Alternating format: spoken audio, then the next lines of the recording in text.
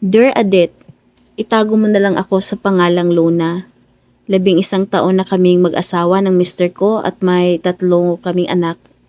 Sa paningin ng iba, masaya ang pamilya namin.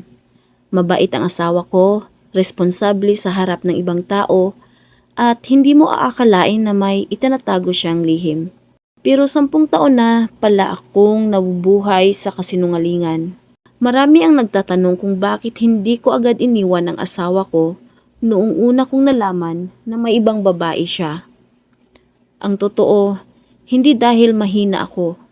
Naghintay lang ako ng tamang panahon.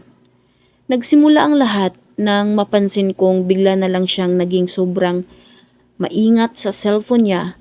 Dati iniiwan lang niya ito kung saan-saan. Pero isang araw, kahit naliligo, ay dala-dala niya ang cellphone. Nung una, iniisip kong baka trabaho lang. Hanggang sa napansin kong palagi siyang may overtime. May mga lakad na hindi naman dati ginagawa at may mga tawag na agad niyang pinuputol kapag papalapit na ako.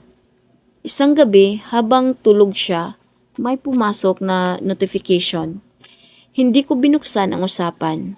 Ang nakita ko lang ay pangalan ng isang babae at ang salitang, "Miss na kita." Parang gumuho ang mundo ko.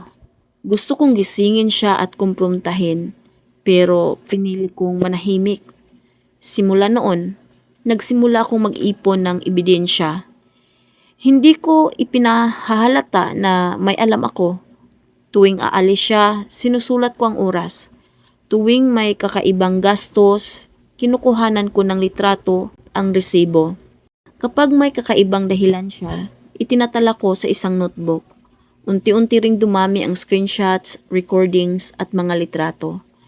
Minsan sinabi niyang nasa opisina siya, pero nakita ko sa social media ng babae na nasa beach sila.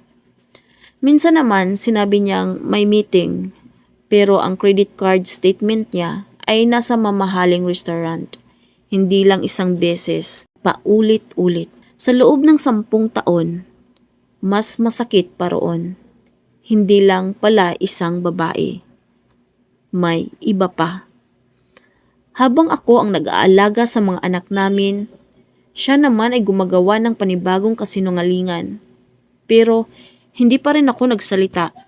Hindi dahil natatakot ako, kundi dahil gusto kong maging handa.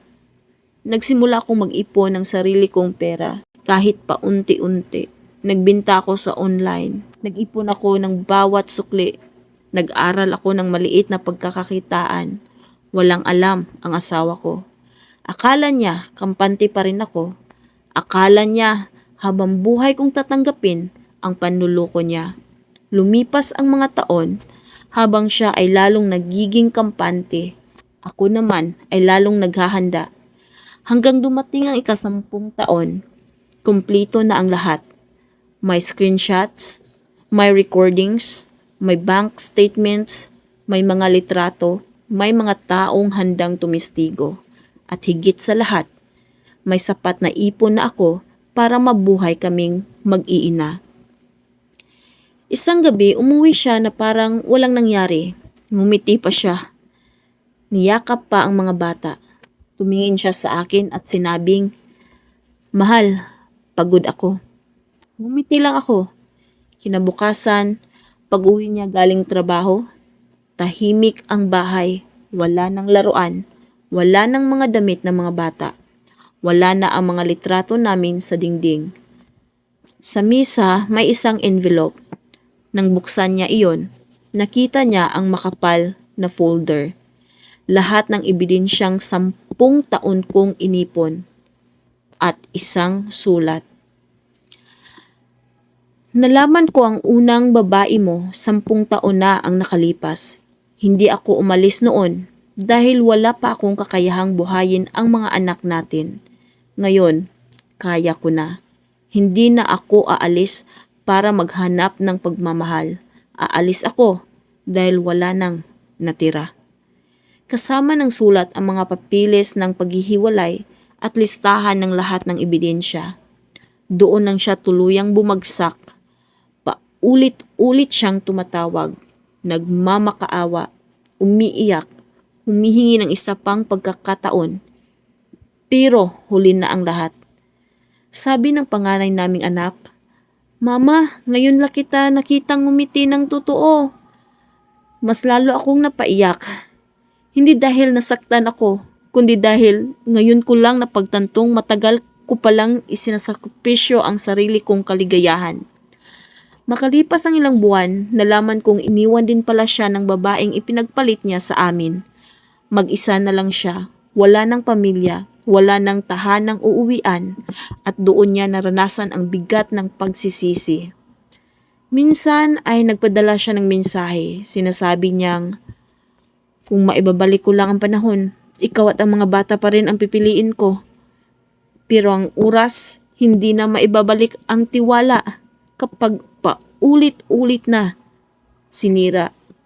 Mahirap ng buuin. Sa lahat ng nanonood, tandaan natin ang paalala ng Biblia. Sinasabi na ang pagtatakip ng kanyang mga kasalanan ay hindi uunlad, ngunit ang umaamin at tumatalikod sa mga iyon ay kaawaan. Huwag kayong padaya, hindi nalilinlang ang Diyos sapagkat kung ano ang inihasik ng tao, iyon din ang kanyang aanihin. Ang kasinungalingan ay maaring magtagal, pero hindi ito nananatiling lihim habang buhay. Kapag ang tiwala ay paulit-ulit na sinisira, darating ang araw na kahit ang taos-pusong pagsisisi ay hindi na sapat upang maibalik ang mga taong minsang buong pusong nagmahal. Maraming salamat, Adet Istorya. Sana ay magsilbi itong aral sa lahat ng mag-asawa na piliing maging tapat bago pa tuluyang mawala ang pamilyang minsang pinagkatiwala ng Diyos.